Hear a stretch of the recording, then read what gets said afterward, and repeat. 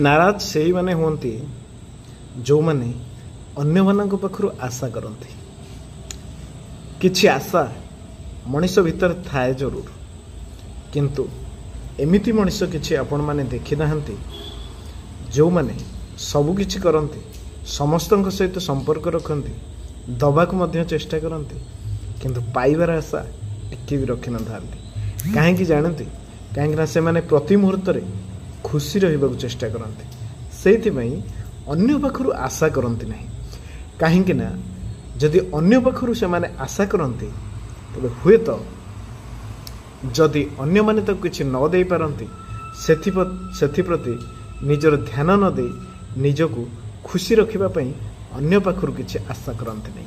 सेथिपई आपण मध्य थरे विचार करी देखंतु, निजर संपर्क संबंधी निजर परिवार काहाठु भी किछि आशा करंतुनी।